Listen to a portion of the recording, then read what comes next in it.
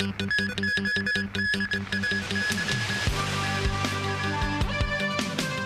local unemployment rate goes down to 4.7%.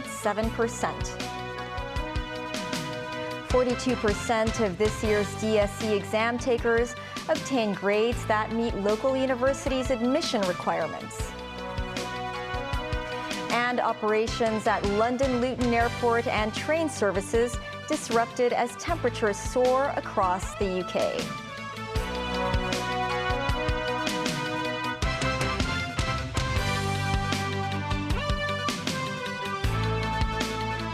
Hello and welcome to TVB News. The city's latest jobless rate decreased to 4.7%, with the underemployment rate sliding in tandem. Still, more than 178,000 people remain out of work. Jackie Lin with more. Today's employment report has painted a rosier picture for the city's labor market. The seasonally adjusted unemployment rate declined to 4.7% between April and June.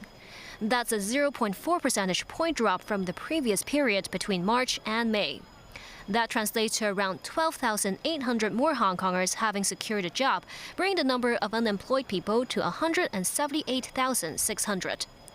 The underemployment rate also shed half a percentage point to 3%. There were distinct improvements in the catering services industry.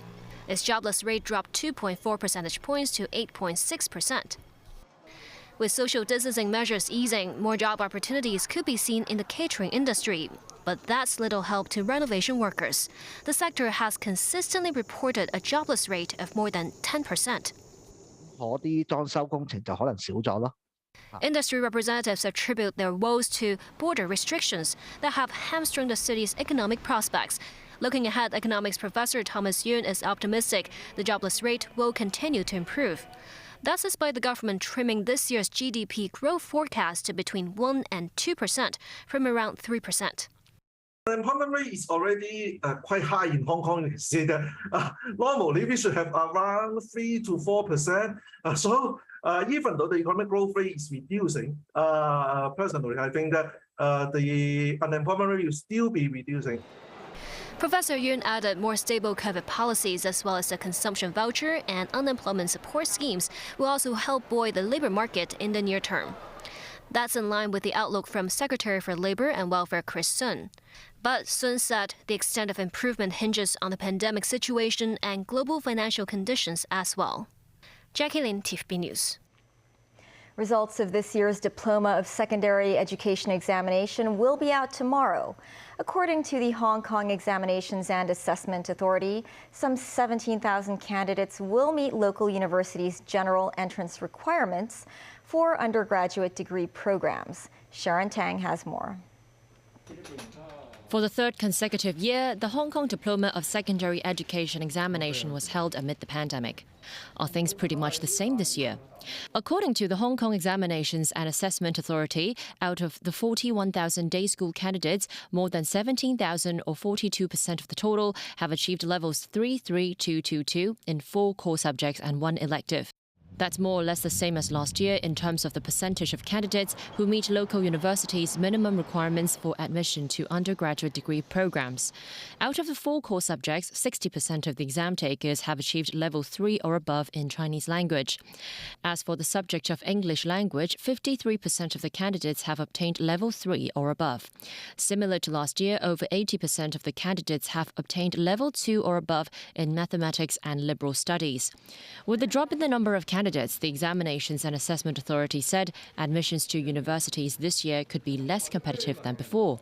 There are altogether 62,000 places for slightly over 40,000 candidates this year. It seems that it's not as competitive as before, but at the same time, for those who are able to choose the right program for themselves, then the opportunity seems to be quite enough. 5 boys and 3 girls have achieved the top grade in 7 subjects this year. 4 of them have even scored an extra 5 double star in the mathematics extended part, making a total of 8 top grades in the exam. Meanwhile, there are 626 violations of exam rules. One candidate was caught looking up information on the phone and he was subsequently disqualified. Some 44 candidates either had come down with COVID or were subject to quarantine, and they took their exam at Penny's Bay. This year, some 600 examiners were able to mark papers remotely, an unprecedented measure adopted by the authority in a bid to lower the risk of infection. Sharon Tang, TVB News. Hong Kong reported 3,256 new COVID cases today, nearly 200 fewer than yesterday. Meanwhile, school clusters around the city continued to expand, while public hospitals reported 4 more COVID-related deaths. Timothy Lee has the story. Hong Kong's daily infection tally remains stable in the 3,000 range.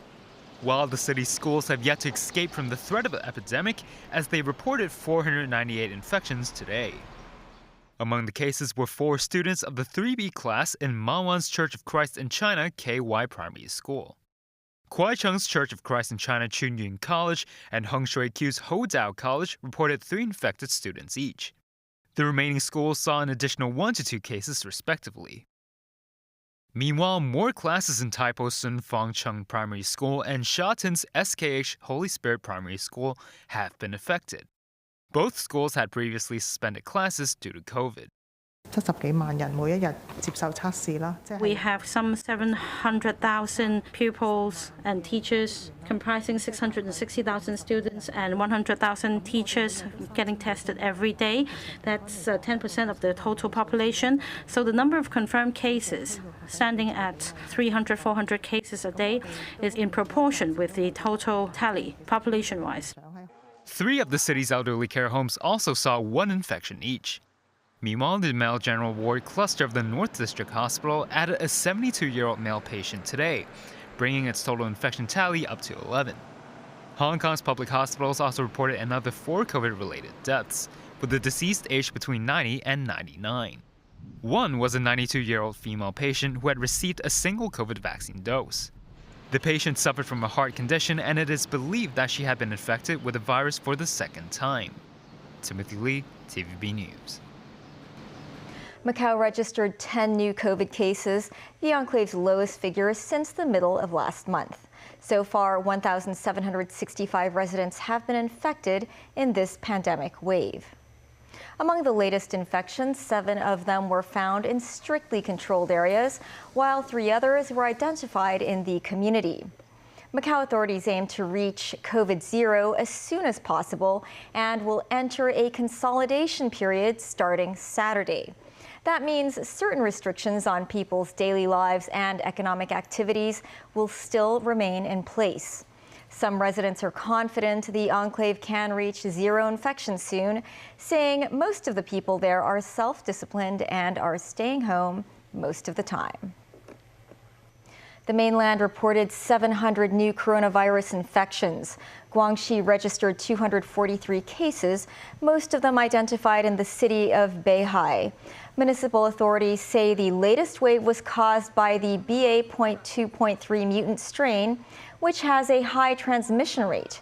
More than 700 people have been infected over the past week. Meanwhile, 231 cases were logged in Gansu province, most of them asymptomatic infections. 3 rounds of mass testing will be carried out in the virus-hit city of Langzhou. Several cases were also found in Anhui province, Shanghai, and Shenzhen. And overseas in the UK, the 3rd runoff vote in the Conservative Party leadership race has been held. Former British Chancellor of the Exchequer Rishi Sunak came out on top once again, garnering 115 votes from his fellow Tory MPs. In second place was former Defense Secretary Penny Mordaunt with 82, followed by Foreign Secretary Liz Truss with 71.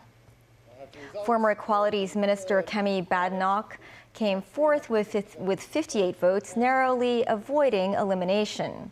Tom Tugendhat, the chair of the Foreign Affairs Committee, was not so lucky. He was knocked out of the contest after bagging just 31 votes.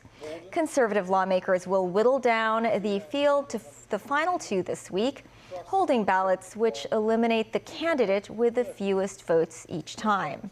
The results of the next vote are due on Tuesday. A leader and hence British Prime Minister will then be announced on September 5th in the wake of a summer postal ballot among the Conservative Party's members. Coming up after the break, Ukraine's First Lady on a visit to Washington to drum up support for her country's fight against Russia. Jail sentence for a school bus driver over a crash in Shatin last year.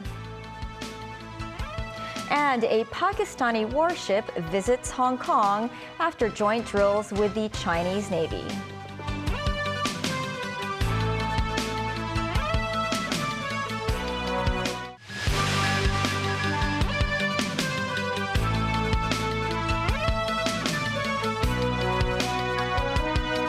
Welcome back to TVB News. Russia is keeping up its grinding campaign of bombing and shelling targets in the north and south of Ukraine. This as Gazprom, the Russian state gas monopoly, declared force majeure on supplies to Europe from June 14th, upping the ante in the economic war with the West. Matthew Bray reports.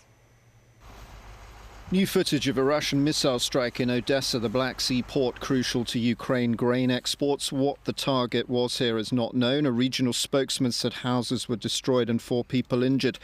The targets are non-military in the north as well, apartments hit by Russian artillery for the reason of grinding down civilian morale, although that has had mixed results. Russia's defense ministry, keen to project itself as successful at home, released unverifiable footage of what it claims is Su-34 bombers destroying Ukrainian military infrastructure. In further RDM video, Moscow says it took out foreign fighters in what it calls the Donetsk People's Republic. From Kyiv, things are seen through another lens. President Volodymyr Zelensky said Ukraine forces had inflicted significant losses on Russian logistics in the occupied territories. On the issue of Russian infiltration of the security service, another 28 people are facing dismissal and possible treason charges. Unsatisfactory work results, Zelensky called it. His wife, Elena Zelenska, is in Washington, where she met U.S. Secretary of State Antony Blinken. She's meeting American First Lady Jill Biden later.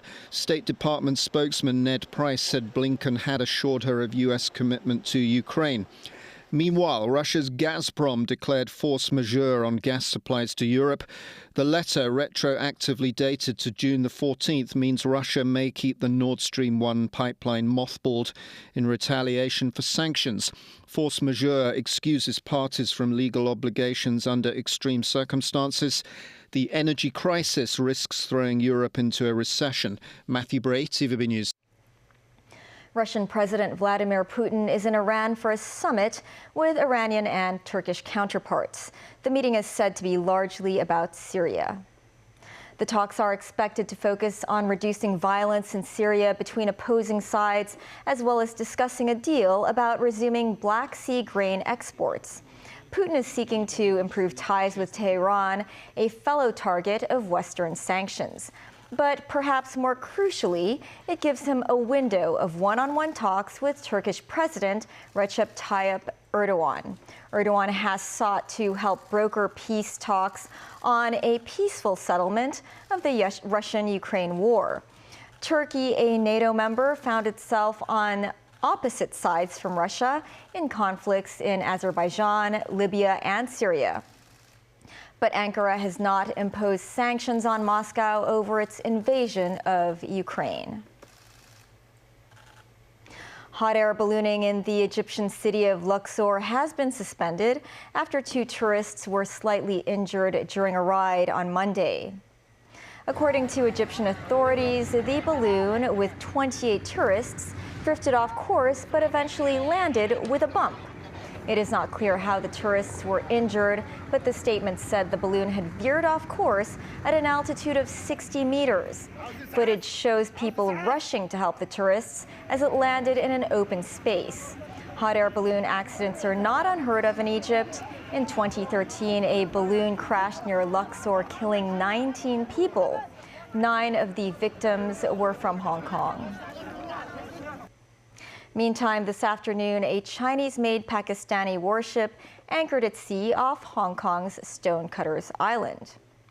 The PNS Timor was seen with the frigate's crew members lining the deck of the ship. The warship is the second Type 054AP frigate commissioned by the Pakistani Navy on the 23rd of last month. Modified according to the needs of the Pakistani military, the PNS Timor's electronic system was replaced and is fitted with highly accurate anti-ship missiles capable of severely damaging a destroyer. The frigate participated in joint Chinese-Pakistani naval drills last Tuesday, with mainland military experts noting the two navies made great progress in their partnership. A school bus driver has been sentenced to 5 months behind bars over a crash in Sha Tin in June last year that left more than 20 primary students injured. The incident occurred on June 4th last year. The driver, Chan Kam Tong, was driving the school bus on Tai Chung Kyu Road towards Ma On Shan when the 57-year-old cut into another lane. The vehicle rammed into a barrier, then hit 2 cars and veered into a cycle lane. 55 people were on board the school bus. Apart from the students, a private car driver and a nanny was injured. Considering the driver had earlier pleaded guilty to dangerous driving with a satisfactory driving record, the judge handed down a prison term of 5 months and suspended his license for 18 months. The annual Hong Kong Book Fair will commence tomorrow and run for 7 days. The theme of this year's fair is history and city literature. The Hong Kong Trade Development Council, which organizes the annual event, has estimated there will be around 700 exhibitors participating in the 7-day fair. Adult tickets cost $25, while children's tickets are $10. Those 3 and under or people aged 65 and above can enter for free. Adults who arrive before noon or after 7 p.m. on designated days will only be charged $10.